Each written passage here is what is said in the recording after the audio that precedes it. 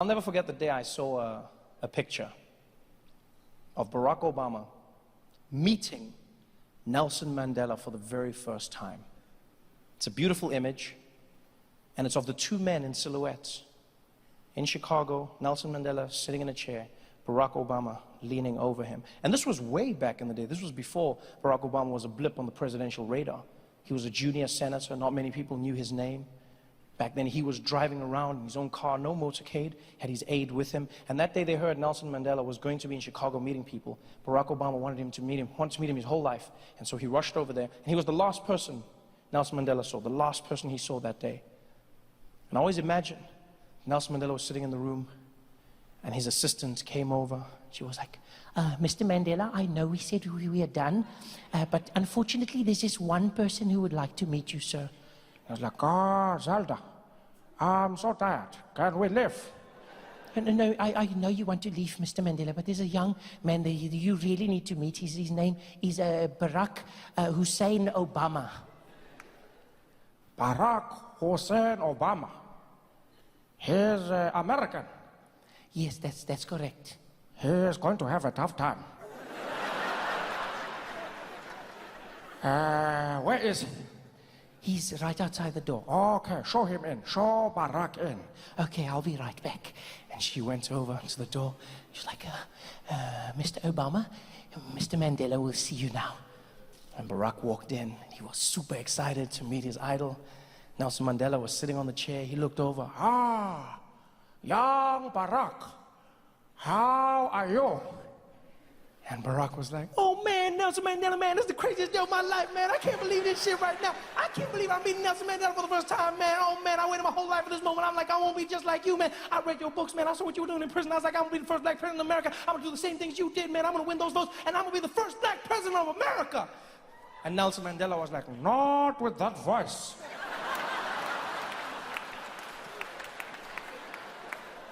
You will scare the white people. oh man, Nelson Mandela, this is the greatest day of my life, man. Oh, I don't even understand how you know, man, I just want to know from you, how do I do it? How do I do what you did? How do I become the first black president? Well, first things first, we need to change that voice. You don't sound like you are going to lead anything. I don't know what you mean, man. I don't know what you mean. You are speaking so fast. Slow it down. You are not being chased anymore. I never thought of it like that, man. I never thought. Slow down, slow down. Okay, I guess I do speak fast sometimes. I could Slower than that. I could slow it down. I could slow it way down. Is this good? That's better. Now, you need to make sure you add some bass to your voice. I don't know why that's an issue. Imagine if I spoke like this. Do you think people would have voted for me? No, I would still be in jail. Bring some bass. Okay, I could try to I could try to bring some bass. Is that Lower than that. I could go lower than that. Is that good? Lower than that. Lower, way down. I could keep it here. I can keep it here. That's better. Now, very important, to be a first black president, your pacing must be powerful. Every word must seem like the last you will ever speak. Wow, that's powerful, Mr. Mandela. Let me try to speak like that. Does that work? That's good. Very good. I can feel it. Yes, now for the magic touch. To be first black president, you need to have the husk.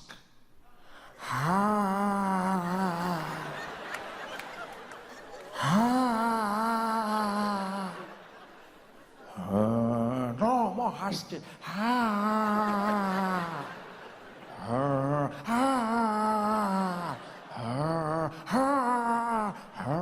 That's it, you are getting it now. That's it. I think you've got it. Now, repeat after me. America. America. No, the husk. Bring the husk back. America. America. America. America. America. America. Yes, I can feel it. Say, this is my country. This is my country. Yes, this is my dream. This is my dream. Yes, I can feel it. You are going to be the first black president. I don't know. Do you think we can do it? Yes, we can. Yes, we can. Yes, we can. Yes, we can. Yes, we can. Yes, we can. You've got it right. Now go get them, my nigga.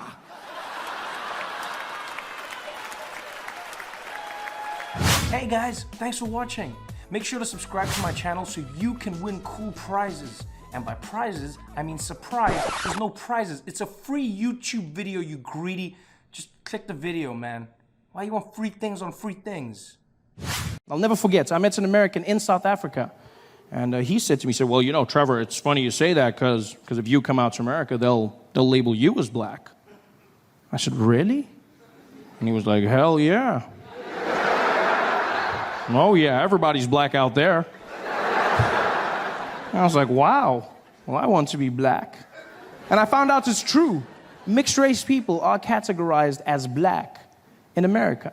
Yeah, the only catch is, and nobody tells you this, you have to be liked and successful first.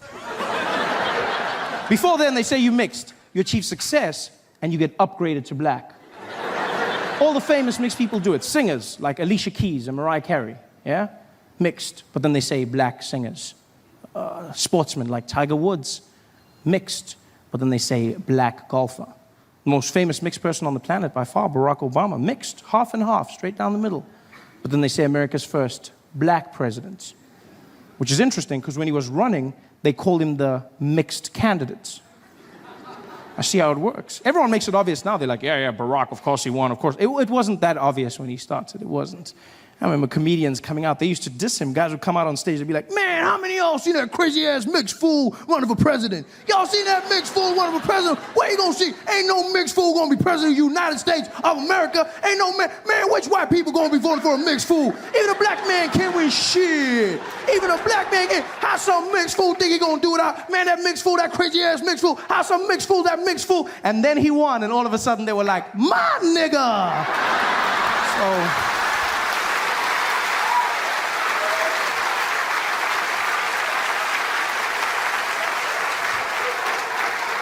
So I see how it works, you know? I understand. In order for me to become black, I have to work hard at it. And I'm willing to do the time. Yeah. I took the first opportunity I could. Bought myself a plane ticket from South Africa, and I said, I'm going out to America. I'm going there, and I'm going to be black.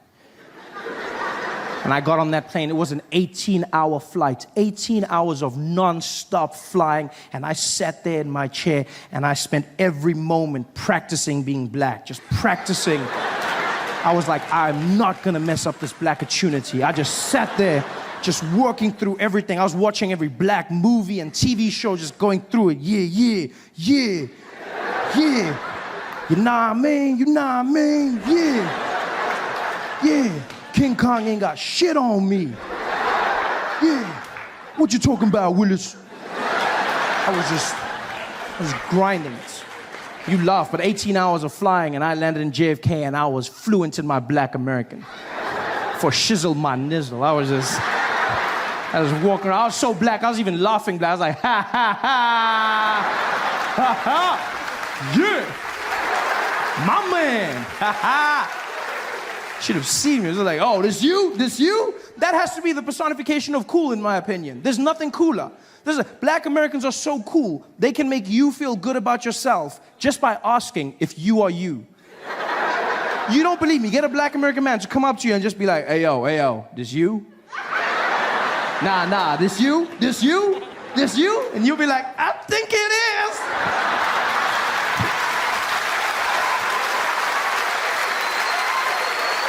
It's magic. And I was that black. Not just any black, but the coolest black in the world, and that's American black.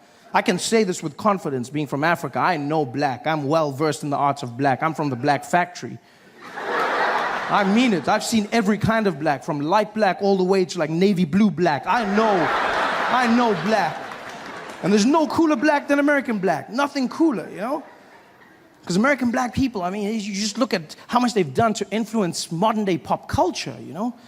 Small things and the big alike. You look at the music. You've got, you know, jazz, hip hop, R&B, all black Americans, style of clothing, you know, just this general swag that they've brought to everything. Even small things like walking. I mean, walking is such a mundane activity, isn't it? It's just there's nothing cool about this thing. You just move from one place to the next, and pretty much everybody can do it. This is it. There's nothing. And then black Americans came along, and then they just added in that bounce, and all of a sudden you look really cool. You just, you know, you look like you have a purpose. You've just got that. Yeah, look at this. It's super cool. And it must be hard for an assassin to kill you. Just like. That's why if you look in American history, no black man was ever assassinated whilst walking, ever. So it was when they stopped and said something. Bang! That's when they were, because they got to walk. That's why if you look, Obama, every time he comes out of the jet or makes a speech, he's always just got that little bounce just before. Because in his head, he's like, you never know, you never know, you never know, you never know, you never know. Got to walk. It's a cool walk. And by far, the coolest thing of all is the talk. I've listened to black Americans, and it's the most amazing use of the English language I've ever come across in my life. Because they pay no regard to punctuation whatsoever. Just cruise through sentences. It's fantastic.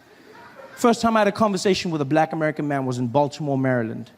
This guy walked up to me after the show. He didn't even walk. He just floated in. Just came up to me and was like, hey, yo, B, hey, yo, hey, yo. Yo, let me holler at you for a minute, man. Let me holler at you. I said, okay. He's like, man, I ain't even gonna front, man. I ain't gonna front. I came out here, dude. I didn't even know who you was, man. I didn't even know. I was out here at the show. I bought my girl. We was out there. You came out there. You were doing your thing. I was like, yo, man, I didn't even know they got them yellow bones out there in the motherland, man. I was like, yo, this kid better be funny, man, but I ain't gonna lie. You came out there, you was keeping it coming, keeping it moving. You was just beasting. I was like, all right, man, maybe this kid is the truth, yeah? This kid was doing his thing. He was keeping it out there. I started laughing. My girl was killing herself. I was like, all right, this mofo got flow for show. You know what I mean?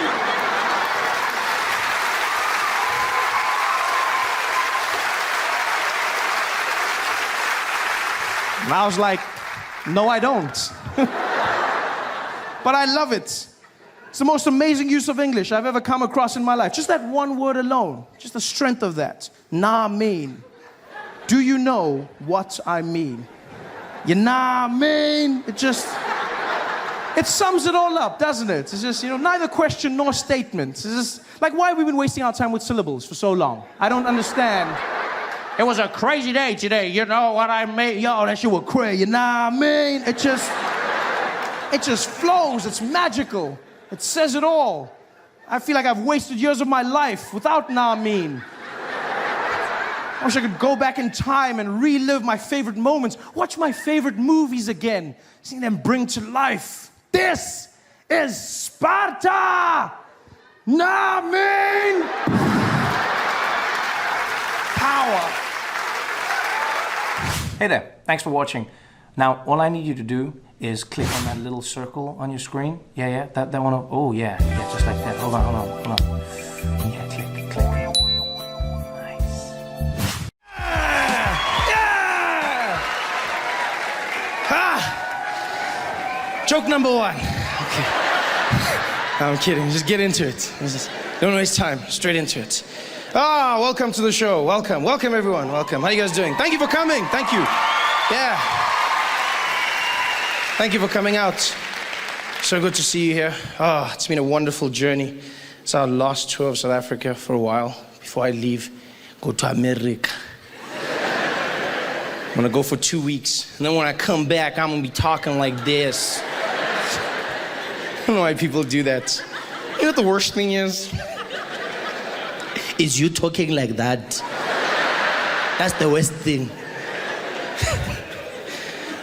It's been so much fun, man, traveling around South Africa, trying to write new material for a new show. It's always difficult. The easiest stuff to write, I find, is political stuff in South Africa. It's too easy now. It's become, like you give comedians credit. You go, oh, he's so funny. But we're not geniuses. We really aren't. Like the guys in power, they do it all for us now. They're actually taking our jobs. It's not cool. It's not cool. Because soon you guys are going to figure it out, and you're going to stop coming to the show, and you're going to start going to press conferences, and you're not going to... Then you'll be like, oh, where are you guys going? On Friday? Oh, I'm going to the Zuma press conference, eh? Oh, bro, like, yeah, that guy he's my favorite, eh? Like, can you sign my DVD? Can you sign my shirt? Sign my shirt. Yeah? It's absolutely crazy. I'm glad the rain stopped for a little bit. It's been heavy, Roads have been flooded, and there's been lightning and thunder, and, it's been crazy. These storms are everywhere. I find myself laughing these days when lightning strikes, especially when it's those big ones where you feel like it can hit like the next road or something. Because every time I see lightning, I think of the MEC of the Northwest, MEC of Safety and Security. True genius, true comedic genius. Like, we all have our mentors, and, I look up to guys like him. No, because he came out after, what happened was, there was a funeral on the weekend, and what happened was there was a lightning storm, and lightning struck the people at the funeral, and 9 people were killed instantly. There's nothing funny about that. 9 people dead, gone. Nothing funny at all, although it must have been a bit weird, because you're there because someone has died, and then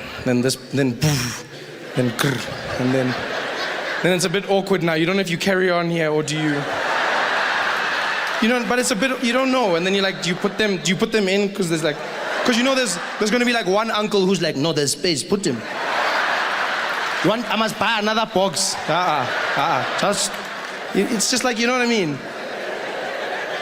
And if you've got like one of those possessive mothers, those mothers that love their kids, probably then she's crying and then everyone's like...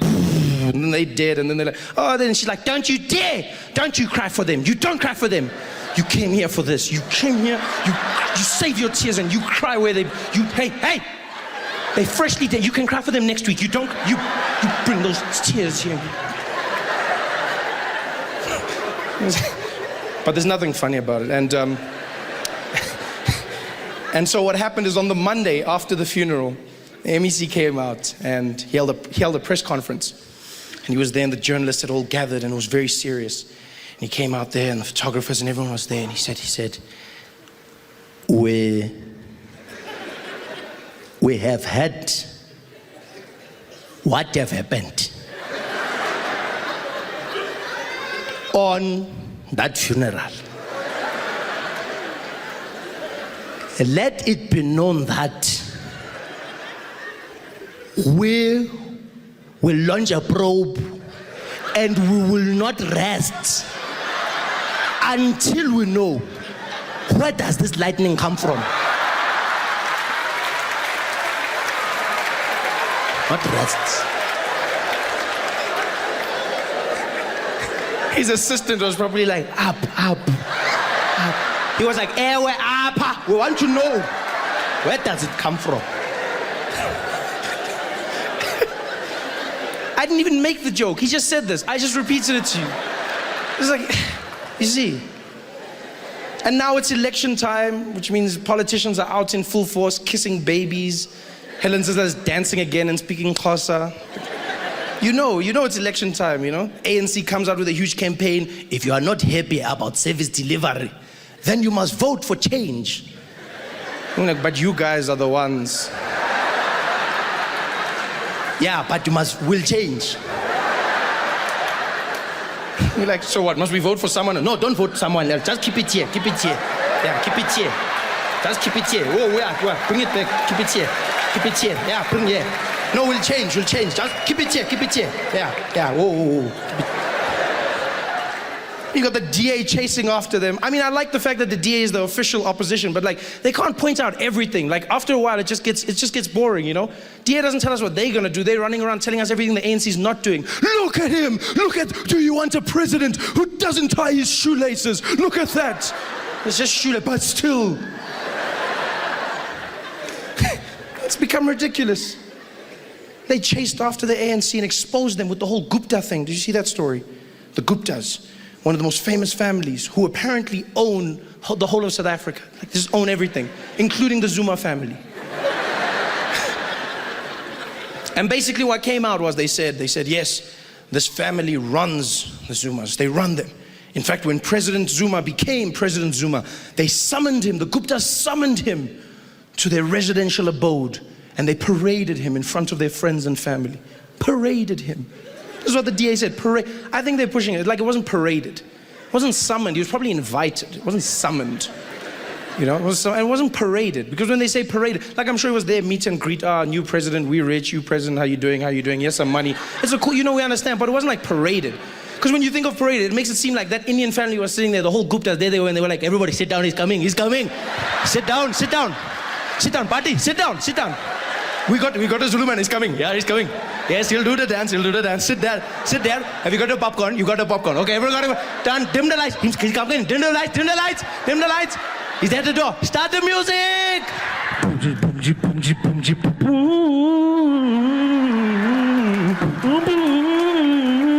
Jacob Zuma. It wasn't paraded. He was invited.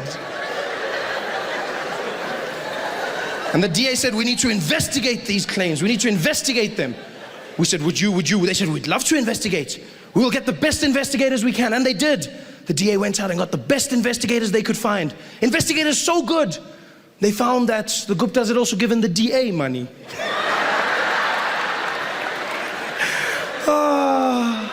Priceless. Hey there, thanks for watching. Now, all I need you to do is click on that little circle on your screen. Yeah, that one. Oh, yeah, just like that. Hold on. Yeah, click. Nice. I don't complain anymore. You know, I genuinely don't. Because I've learned you complain everywhere in the world. Like when you travel, you realize how many people complain everywhere in the world. South Africa seems like we're crashing until you go to other places and they seem like they're crashing. I went to the UK.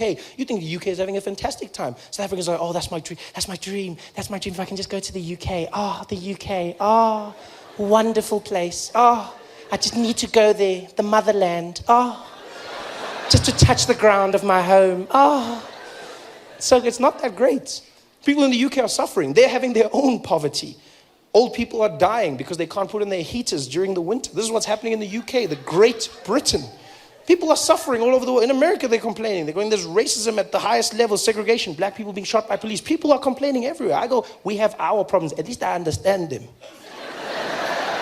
At least I understand. I don't complain, you know. I'm not saying people shouldn't complain. People will complain. Like white people will always complain. We know this, you know. No, and this is because white people are good at complaining. You have it in your blood. You see it from white people. Like when they're born, they have it. Like white babies don't cry the same. Other babies are crying like, White babies are like, why?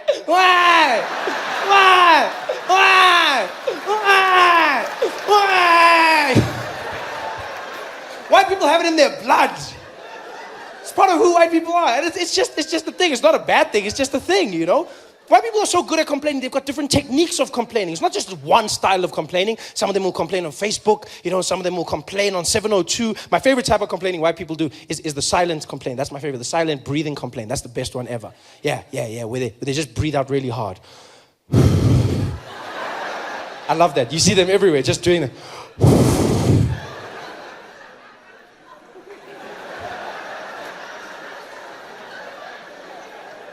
The best is it almost multiplies by more than what it is when two of them see each other. That's it, like it becomes a powerful thing.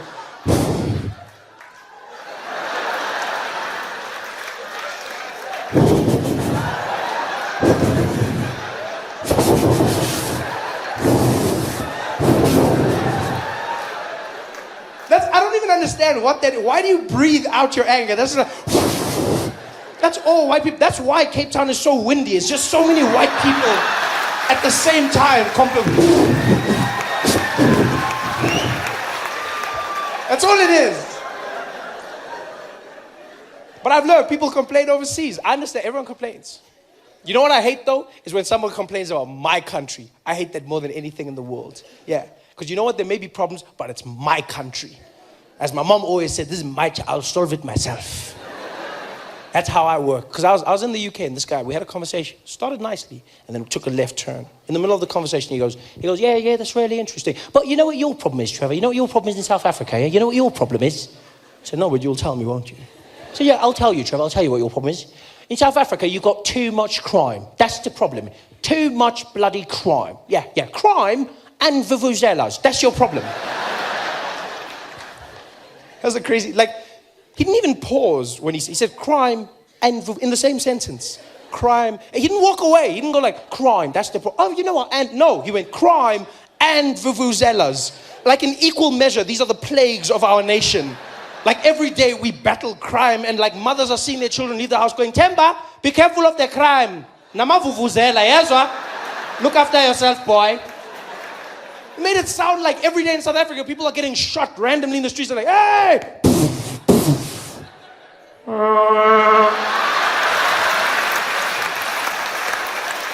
Crime and really?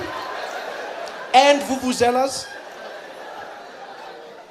When the hell did the vuvuzela become the most hated instrument in the world?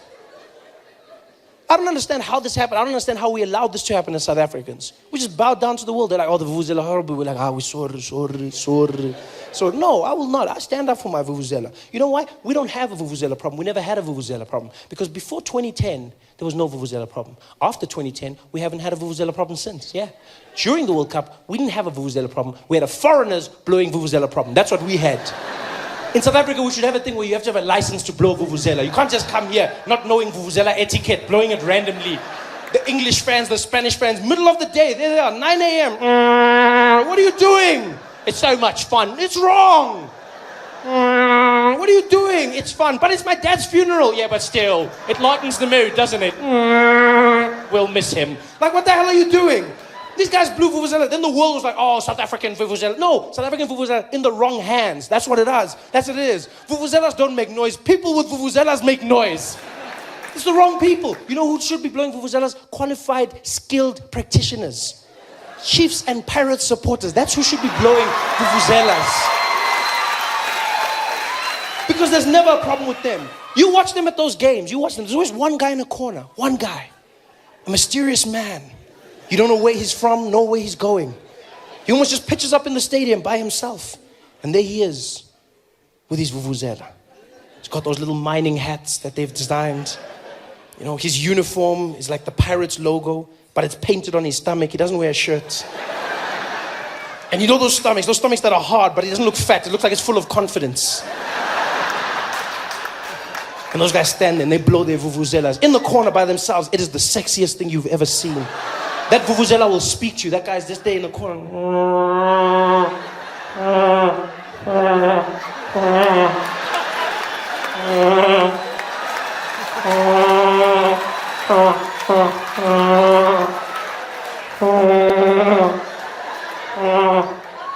It's so sexy. You watch that guy standing there looking like a Zulu Kenny G. He's just, How are you going to hate on the vuvuzela? That's the best instrument in the vuvuzela is us. That's the sound of Africa. That's what I picture out on the Serengeti. On one of those like National Geographic shows. David Attenborough commentating. And as you look out, far into the distance of the African bushveld, you can vaguely make out the silhouette of the South African vuvuzela.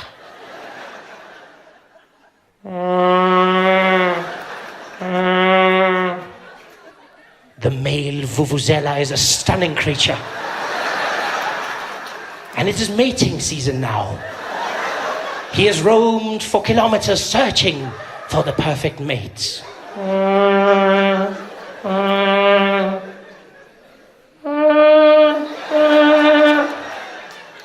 He has found her.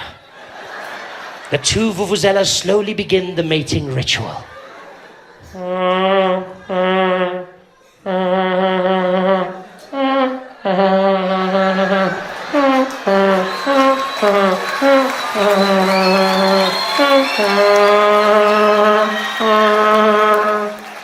The female is impressed. She assumes the position as the male slowly mounts her and they begin procreation.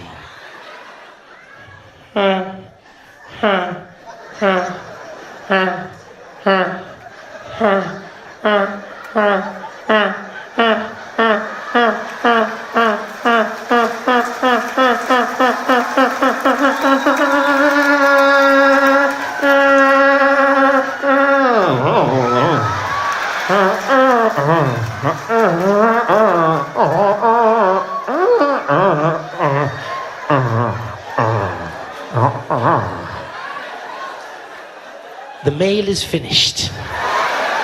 He slowly moves away from the female. She seeks out for his approval and affection.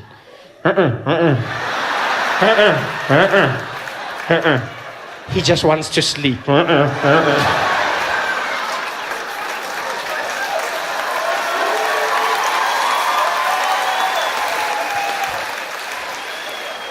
you gonna hate on the vuvuzela? I love that.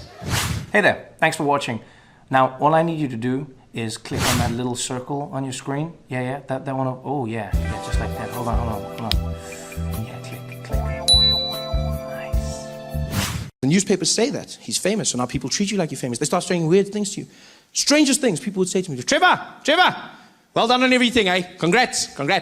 But, even though you're going to America, don't forget us, all right? Don't you forget us. I don't even know who you are. People would say the weirdest things to me. You know what the number one thing people have said to me? Number one thing? It's not good luck. It's, hey, Trevor, good luck over there. But whatever you do, don't forget your accent, all right? Yeah, please, don't pull a Charlize on us, okay? You keep your accent, man. Make us proud. Everyone said that. Trevor, brah. Hey, Trevor Noah. Hey, Masakan. Hey, man, you're making us proud, no? Yeah, man, you're doing big things for us, but brother, can I ask you a favor, no? Don't lose your accent, no? Don't lose your accent. Yeah, when you come back from the States, you mustn't come back talking funny, okay? Please, brother. If you lose your accent, don't come back. You just threaten me? What does that mean, if you lose your accent? How do you lose your accent? People make it sound like you're going to be walking down the street, and then just out of the blue, you'll be like, huh?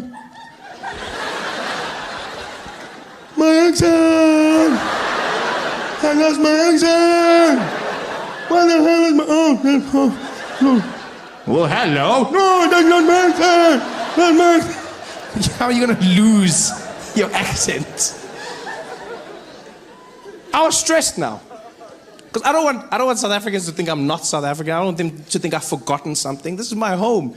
Now I'm stressed coming home. I'm in the plane flying back to Johannesburg, and the whole time I'm just thinking, don't lose your accent, Trevor. Don't lose your accent. Don't lose your accent. Don't accent.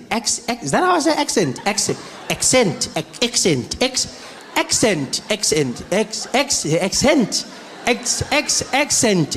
By the time I landed at OR Tambo, I was losing my mind.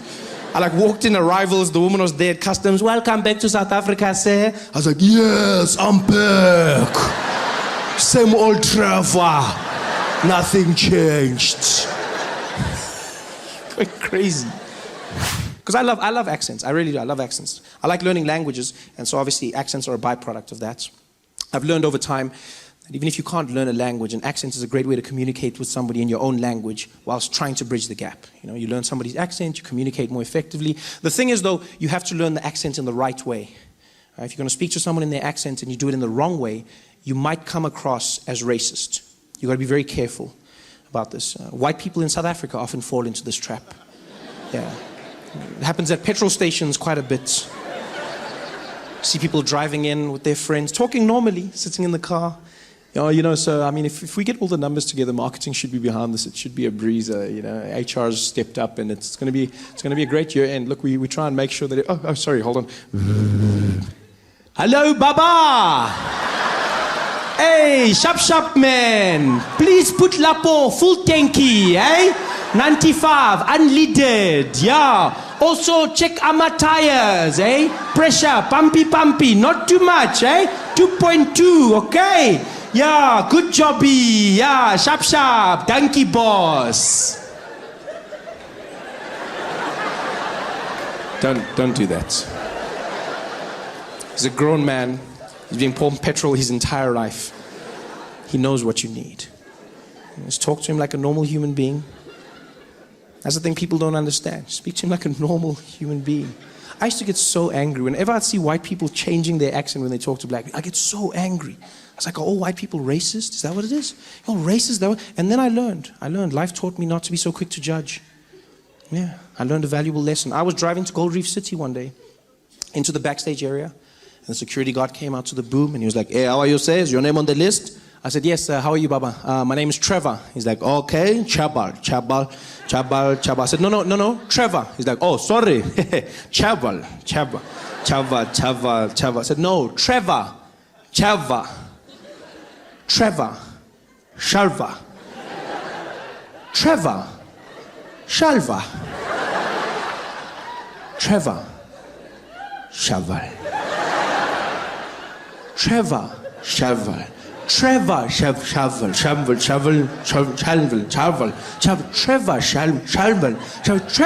Shaval. And now my friend who was irritated, he just leans over me and he's like, hey, Papa, get Trevor. He was like, oh, Trevor. Why you don't talk properly? And then I understood. I finally understood what white people have been trying to do. I see, you're trying to communicate more effectively. You're trying to engage somebody, but understand this. When speaking to somebody in an accent, the number one rule to understand is an accent is not a measurement of intelligence, right? An accent is just somebody speaking your language with the rules of theirs. That's all an accent is. So don't speak down to them. Don't patronize them. Speak to them the way you would to yourself. Just try and learn their accent. That's all it is. It's just another accent. Yeah. And I learn them. I spend all my time learning accents. I try. I love it. I learn in restaurants. That's a safe place to start. You learn, you read off the menu, you try and pronounce the words correctly. I was inspired by French restaurants, funny enough. Yeah, whenever I'd go to a French restaurant, I was always fascinated by the fact that people would order food in a French accent. I never understood why. Because they don't do it in any other restaurants. Only in French restaurants do people walk in and then change their accent when they order. They come in talking normally. Yeah, it's a wonderful thing. You're really going to enjoy it. It's so beautiful. Yeah, stunning. You have to have... Oh, the dessert. Oh, good evening. How are you, sir? Yes, I will have a bottle of water for the table, please. And let's start off with... could we get the Sauvignon Blanc, please? Yes, and we definitely, for main, is going to have the filet mignon. And for dessert, we're going to go with the crème brûlée. Thank you very much. Thank you. Oh, you're going to love it. Like, why are you doing that? I never understood. I was like, why? Because it's not like the French are going to return the favor. There's no French people sitting in our restaurants in South Africa looking at the menu like, so for the table, we can order some starter portion. We share something? No? Okay. Could we please have one serving of the boerewors?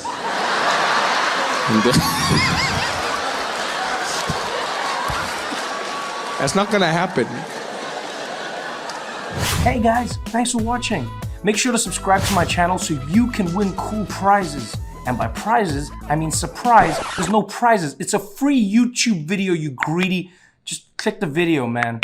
Why you want free things on free things? Like the mind of Donald Trump. Oh, the other idea he had for the wall was he said America should build the wall out of solar panels. That's what he said. He said America should build the wall out of solar panels because that way the wall would generate electricity and pay for itself. Yeah. Now, I'm not gonna lie. That's a good idea, right? It's a good idea. Unless you know anything about solar panels or the sun or walls. Because the problem with that idea is that the sun is up. A solar panel wall is not gonna work because a wall is like this. So technically it's facing down. So unless you have like a really swaggy sun that's like, yeah, I shine real low, B, it's not gonna work for you. The only way it works is if you take your border solar panel and lean it at an angle to get the sun's rays. But if you do that, now you've just created a giant ramp for Mexicans to shoot into America. It's like, órale!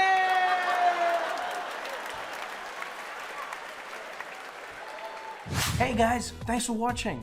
Make sure to subscribe to my channel so you can win cool prizes. And by prizes, I mean surprise. There's no prizes. It's a free YouTube video, you greedy.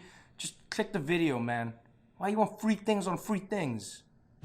Some of you may or may not know, I have a new job. This is great. Thank you very much. Thank you. Yeah, so that's fun. Phoned my grandmother to tell her the good news, which was really cool. I don't think she understood what was going on, but still she was happy. Phoned my gran, and she was on the phone. I was like, Granny, I'm going to be on the Daily Show. And she's like, ooh, Trevor, I'm so happy for you. You got that job. I said, no, Gogo. No, I already had a job, Gogo. I already had a job. She's like, no, you didn't. Did you have an office? I said, no. She's like, then it wasn't a job. Well done, Trevor. My mom was a bit better. I phoned her. She was on the ball. You know, she was really excited for me. And to give you a bit of a backstory, I have 2 younger brothers. Right? I have one brother is 9 years younger than me, and then the youngest is 20 years younger than me. And so the youngest one, who's 11, just became head boy of his school. He's the head prefect at his school, right? Yeah, so then, no, please don't, no, this is my show. You don't clap for him, please. They didn't clap for me at his, please. I work hard for my applause, please, guys. So anyway, so I phoned my mom. I phoned my mom to tell her my good news. And I'm on the phone with her, and I'm like, Mom, this is happening. She's like, oh, baby, I'm so happy for you. Oh, this is so wonderful. Oh, I'm so happy. This is so great. Oh, and did you hear what happened with your brother? He became head boy at his school. Oh, I'm so happy. Both my boys are doing big things. And I was like, yeah. Some things are bigger than others. She's like, no, baby, it's all the same to me. It's all the same. I was like, you say that, but I mean, you know. I mean, you know, if you had to choose. She's like, okay, fine, I'll be honest. You were never a prefect, so... Damn it! That's when I wish I had a physical phone. Yeah? That's when I wish I had a landline. You know, I have those landline moments in my life where I wish I had an old school phone so I could slam it down. Young people will never know the joy of slamming a phone at the end of a call. Like, cell phones have robbed us of that. That feeling, you know, where you get to tell the person, screw you! Bah!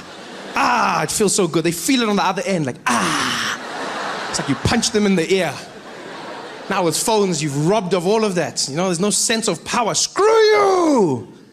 That's all you have. And you can't even press the screen hard because you're scared you're going to crack your own phone. You don't... I hate cell phones so much. I think they're robbing us of our intelligence. I honestly believe cell phones are going to be the reason that human beings devolve. We're going back to the Stone Ages because of those things. Everything about them is turning us into apes again. Neanderthals. I was looking at my thumbs the other day. I spend so much time texting and sending messages that I feel like they've started curling over like monkeys' hands. I've gotten really good at typing and grabbing branches. Everything about those phones is robbing us of our humanity. We were proud because we evolved, we stand, we walk tall. And then we got our phones. And now every day we spend like this. And over time we're gonna go back down. Have you tried to have a conversation with someone on their phone? Literally sounds like a caveman. Just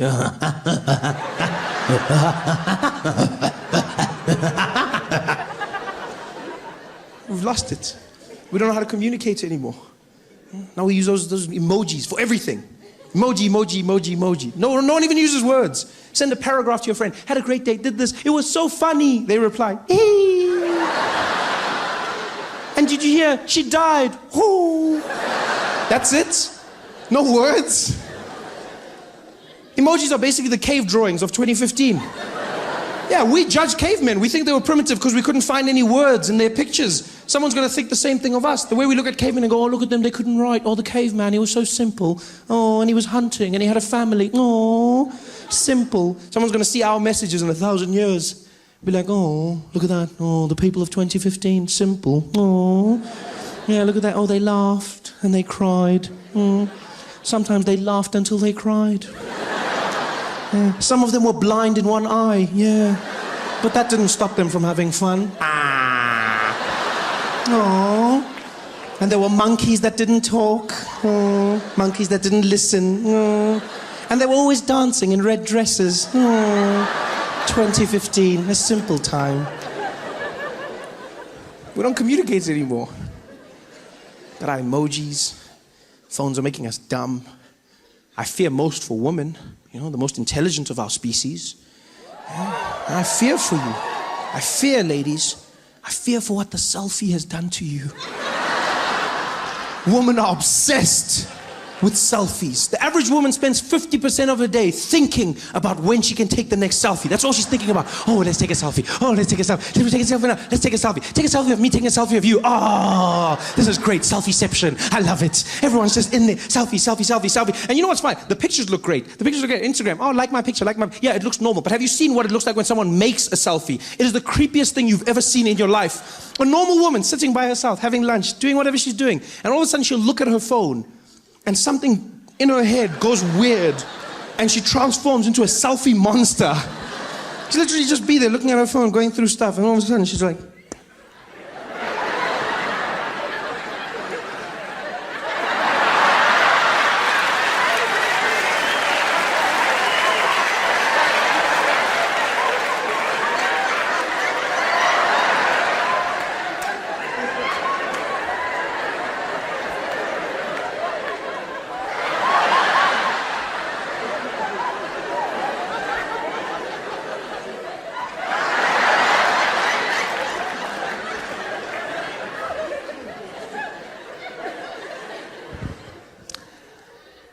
Just randomly took a picture.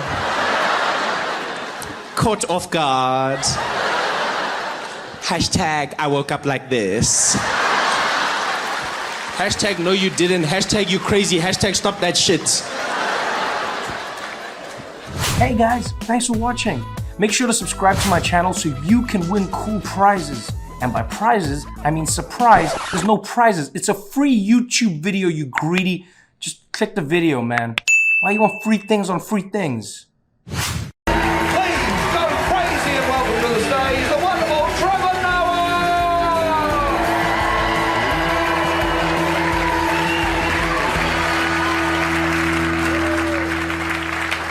Good evening. Or not. Sorry, I get nervous when I start a comedy set. I find comedies very similar to sex for me. Well, it's exactly like sex when you think about it. You know, just me, the comedian, playing the role of the man, and you, the audience, the role of the woman. Because it's my job to satisfy you, and you just have to sit there.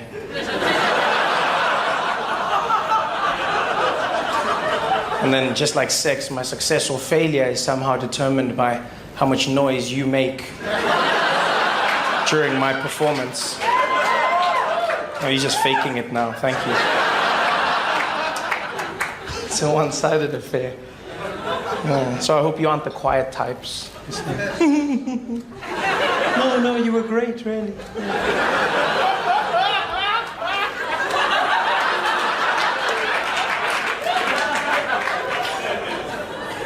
It makes it worse when a guy laughs in the middle of it. It's not meant to be funny. This is my first time in Australia, and I must say I'm enjoying it. After 2 days of traveling to get here, I finally arrived, and it's quite a quaint place. It wasn't supposed to take me that long. We were delayed.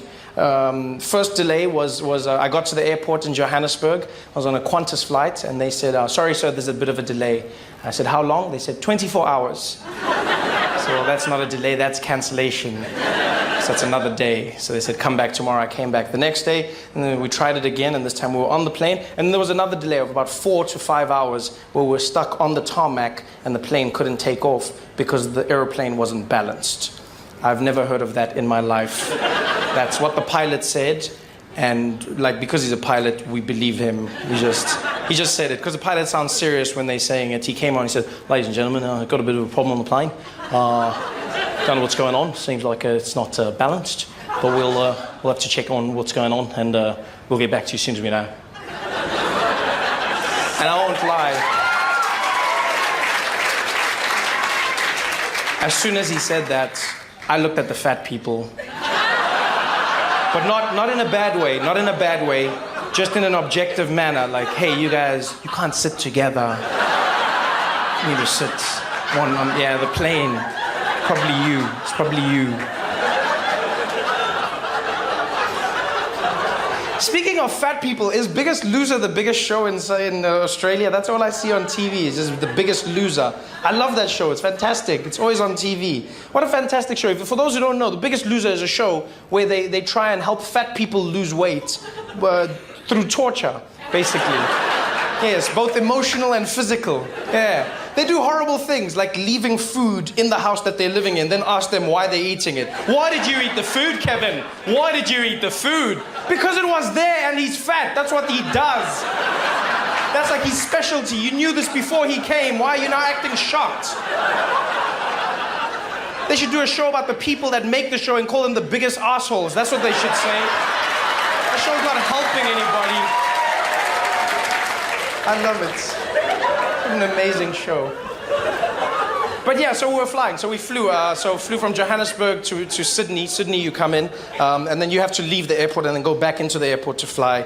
You go through border control. Very friendly. I must say, Australia, I'm very impressed. Very friendly border control. You guys are very chilled out, very cool. Like visas, not really like needed. Sort of, it is, but not like the. Do you have your visa? No.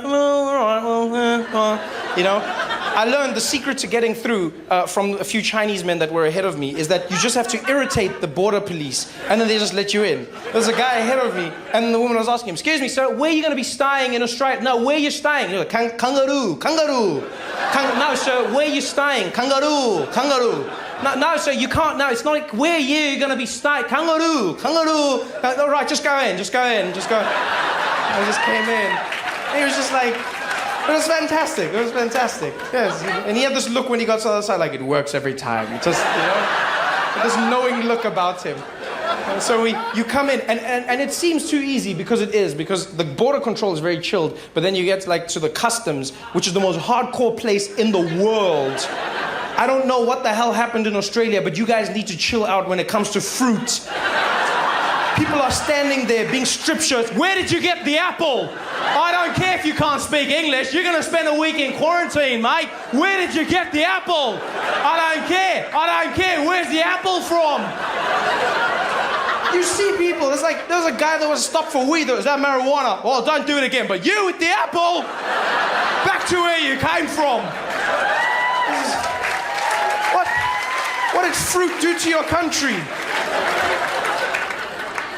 It's such a weird place getting used to Australia because you finally come in and then you can't understand anybody. You really, really can't because like you guys say you speak English, but it's not. It's like you try, but then I couldn't tell. Like sometimes it actually sounds like it's Chinese. I used to hear people making jokes about, there's all these Chinese, but then when you come, you don't know if the Australians are Chinese or not Chinese. Like, because it sounds the same to me, especially like a very deep Australian accent. It's very like people say things, oh yeah, how you go, oh yeah, oh, ni hao, oh yeah, ni hao,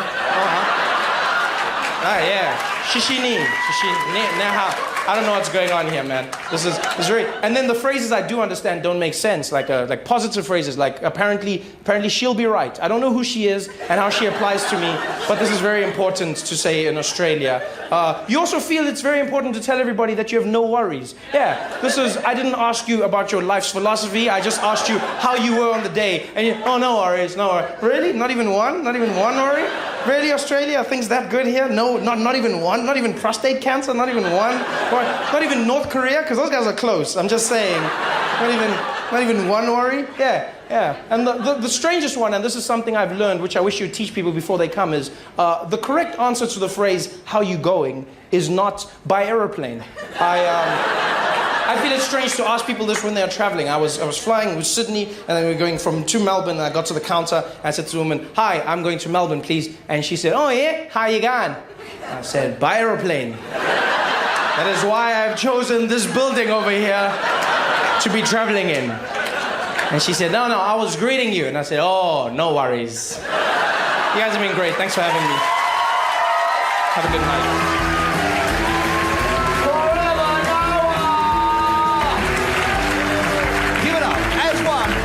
It's so weird how our prejudices have given everyone their lane.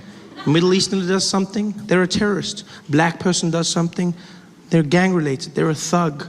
But if a white guy walks into a church killing 9 people dead, what do they lead with on the news? And today, in an isolated incident, a lone gunman walked into a church, opening fire and killing 9 people. It's always a lone gunman. Yeah, a lone gunman with no ties to society whatsoever They always separate him as quickly as possible. I love how they do that. He kept to himself and was notoriously unfriendly. He had no friends whatsoever.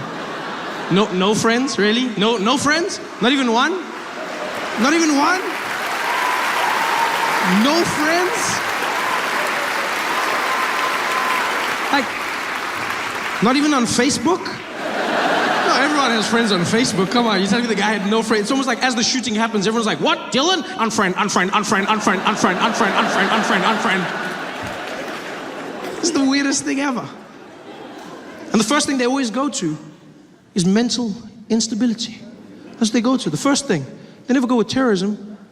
What happened? Are we saying this was terrorism? Well, we're not going to jump to that conclusion. This was a young man who was really mentally, he was unstable. He was a troubled young man, but he was a terrorist because he committed a terrorist act, walked into a building, shot a bunch of people to try and spread a message of hatred, right? He was trying to pass something. He was trying to do something.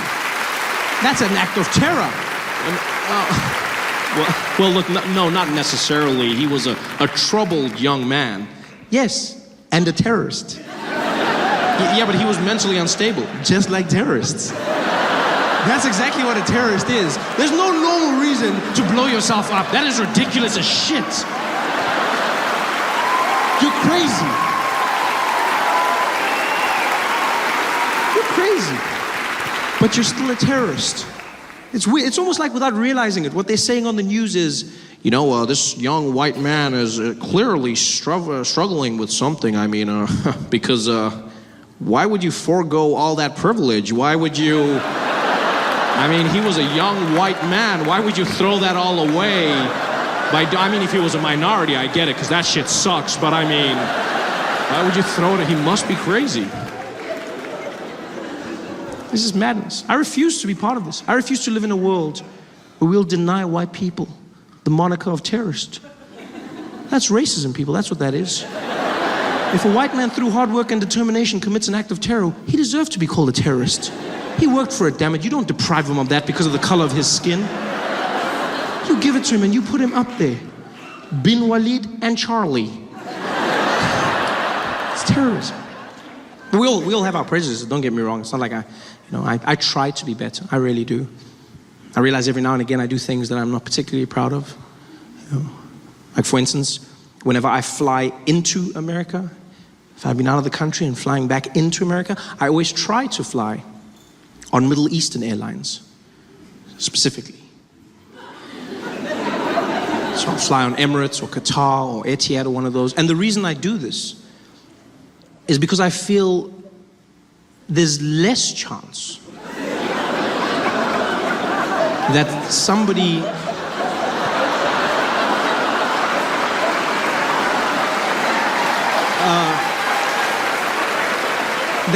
and this may sound a little bit racist, you have every right to be offended, you really.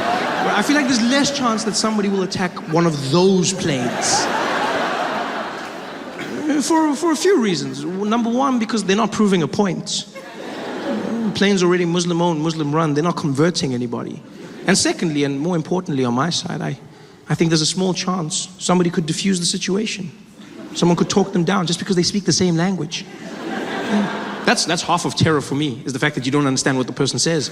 Guy speaking Arabic, that puts fear in the hearts of all men. You never think good things when you hear Arabic. Yeah, we've watched too many movies and TV shows. Like whenever you hear Arabic, then some bad shit happens. That's always what happens. It's never something cool or sexy. It's never like it's never that. And so it makes you think a certain way. I know I'm not any different. I was on a flight, my first Middle Eastern flight, flying on an Emirates plane, and this man emerged from the galley, had a long beard, and he was carrying a box, and he just went off. He was like, and I was like,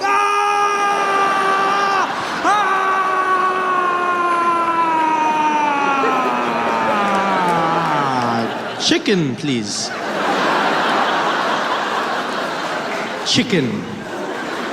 Sorry, I get really excited for chicken. I'm sorry for that. Sorry. It's like, my friend, excited. You looked petrified. I said, I am, of the flavor. Chicken! Wow! I love chicken. I love chicken so much. He's like, oh, is that a black thing? I said, that's racist.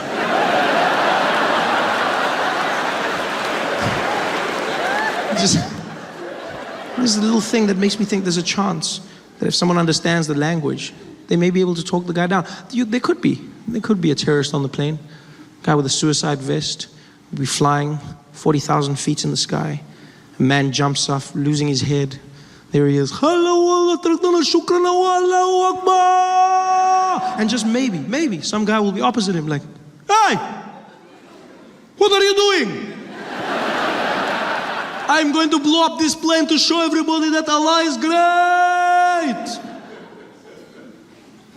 Yeah, but we know this. Everybody here knows this. So what are you doing?